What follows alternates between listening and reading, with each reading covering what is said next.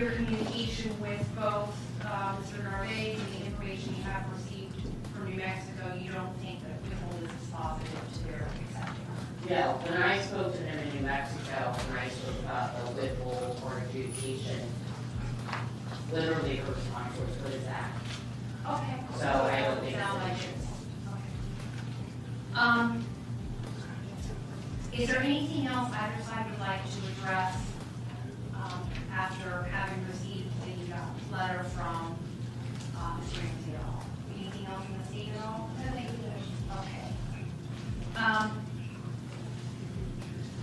Okay. Okay, folks, pause here for a second.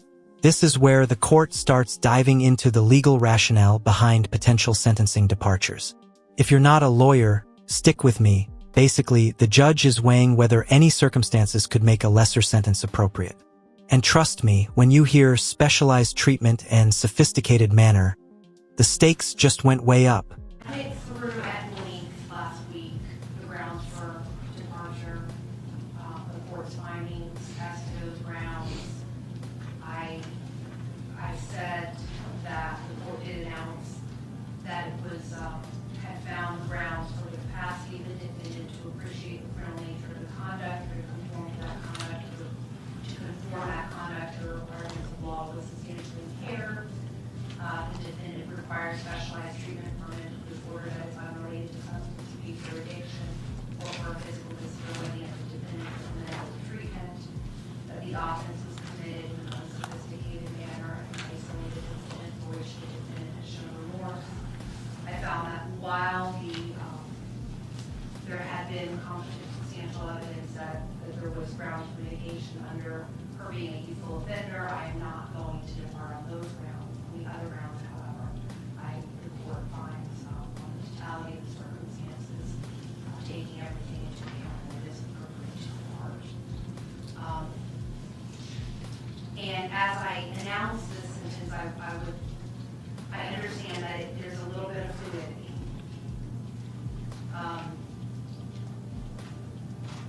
What I am going to do, the court is going to withhold adjudication as to counts 1 and 2.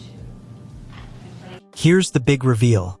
The court decides to withhold adjudication, a fancy way of saying, we're not calling this a formal conviction yet.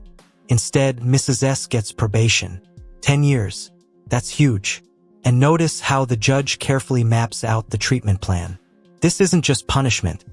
It's a structured path forward.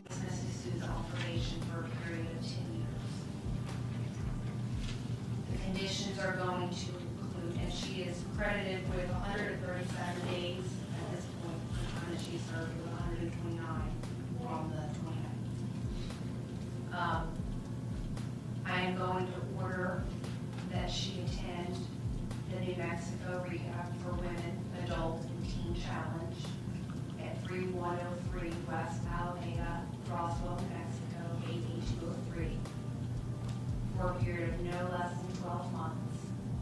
Up to 18 months, she must successfully complete the treatment at the program. She is not to be released. And I know, Ms. Anna, there was a case that I believe was with Mr. Weiss, wherein a co-defendant was sentenced to probation, but they were held in a Palm Beach County jail. They were not to be released until they had completed their testimony. Correct. So This is a tricky moment. The court is making sure the release process is airtight. Why? There's history of procedural snafus where someone was released prematurely. It's a small detail, but in court, details like this can completely change the outcome. I'm going to order that she be released only to a representative of the public defender's office upon successful transfer. Yes, and you'll recall, Judge, there was a slight snafu with that, and that he ultimately got released. And then he voluntarily self-surrendered himself. Self-surrendered. So I don't know if the jail needs something specific, because when they received your Honor's order of putting her on probation, they went to that defendant and said, you're on probation, you gotta go, even though he said I'm not supposed to be released. Right. So this is to be only released. So she's being placed on probation today. Thus, the transfer can be initiated. And I would just indicate, so her social worker, Eileen Ryan, is here, she's been working with her throughout it. And so we could specifically say she could only be released to Ms. Ryan, Okay. who will likely accompany her. Okay, so she shall be released to Eileen, I-L-E-N, Ryan, only. Who shall accompany her to the airport. She's probably gonna take her to, Okay, who shall accompany her to New Mexico. All right. The other conditions that I'm going to include are going to be, no possession or consumption of, non-prescription narcotics, okay? I am going to include,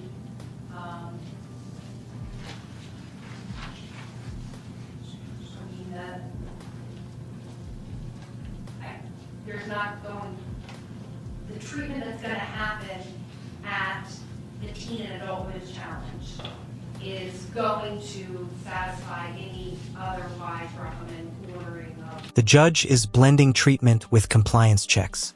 Random mandatory mental health evaluations, all tied directly to the facilities program. It's a textbook example of integrated sentencing, where rehabilitation and monitoring go hand in hand. And for you watching at home, notice how meticulous this is. It's like a chess game with people's futures. Mental health evaluation. That is going Yes, to be yes. mental health evaluation or treatment, and so that is where that is going to take place. What, if any, other conditions is the state, with the state I think that when she completes the program, she should complete community community service. service? Yes. And for the no possession or consumption, or should randomly tested? Yes. Okay. Then. And it can be, the testing can be, because I'm sure they do it at the teen and adult women's Yes. challenge. So the testing that is done at the teen and adult women's challenge,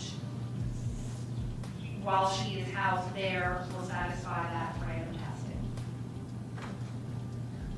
So I would ask for community service from random testing. I ask that she be ordered to comply with medication management agreement upon her Okay. release. I don't know that I have the nexus to ask for this to be ordered, but obviously there was concern that their contact with this boyfriend was part of what induced some of these bad habits, and so I feel like I don't know that the court would really, established. I know, it was just a I understand. she doesn't have internet or phone That was access. the other thing that we had talked Right. about, because we talked about last week, if for some reason that the transfer wasn't gonna work, which we're in a Florida facility that Right. didn't prohibit that might be a condition of probation under the codes. But understanding and having heard from the witness from the facility in New Mexico, it was clear that they do not allow the telephone. correct. So going back to community service, I will order that she complete community service upon her release from the treatment facility. And over the duration of the 2 years, what I'll do is say 150 community service hours at a rate of no less than 5 a month to begin upon release from the treatment facility.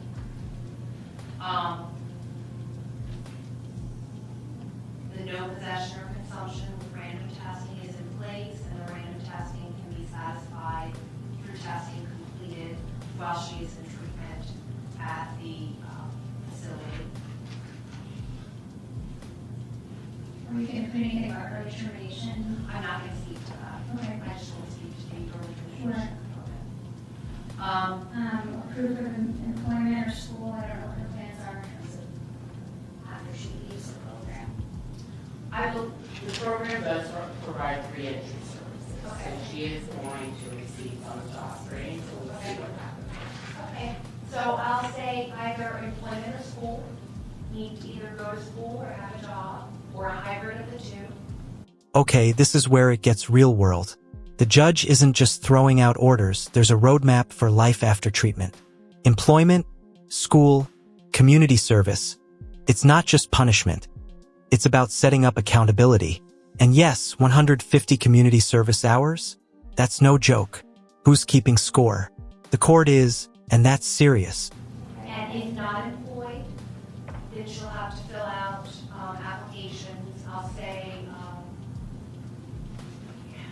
Well, if you have also remember, she is on SSI. oh, that's right. That's right. So she may be able to be employed part-time, she may be able to go to school Right. some, but she would not be able to be employed full-time. Okay, so what I'll do is either part-time employment or school attendance.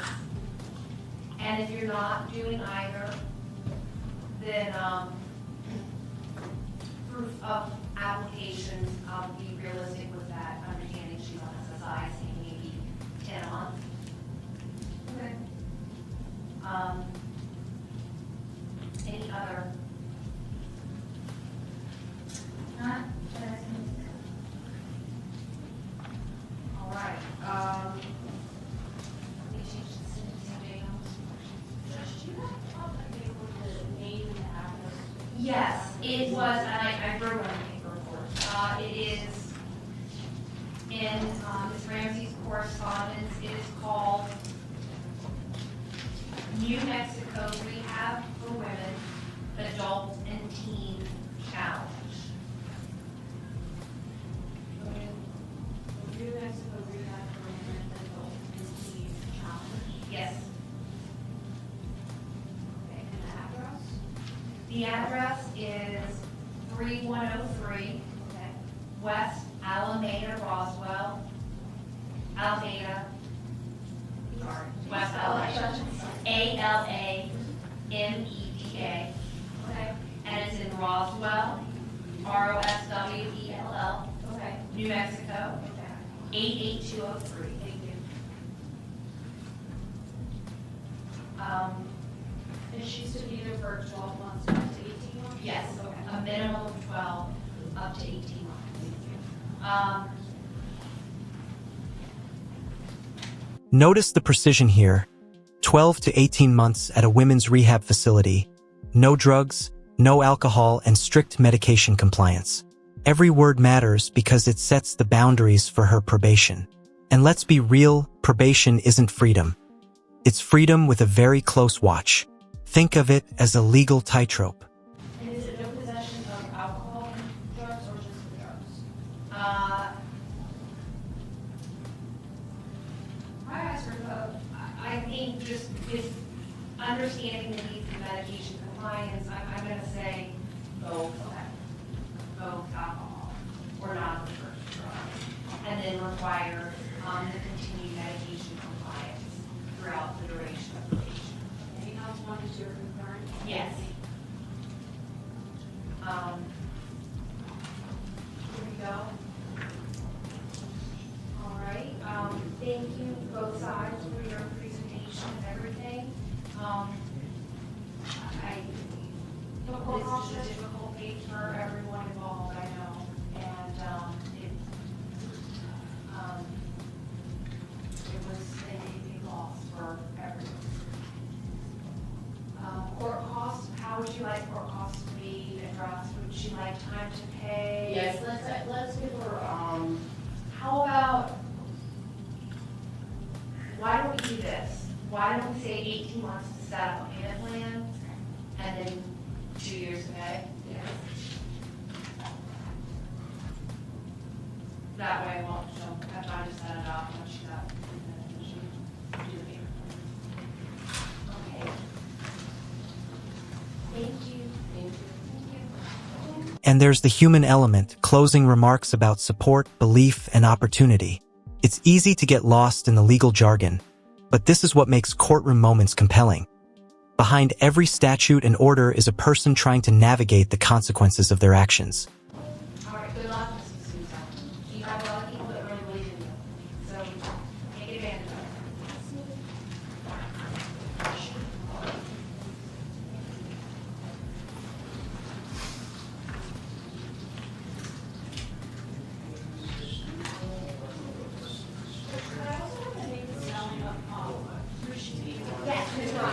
Ms. Ryan's, it is Eileen, E-I-L-E-N. Yes.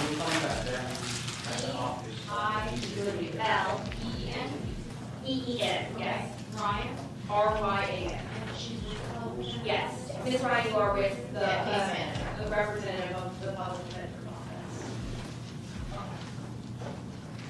All right, everyone.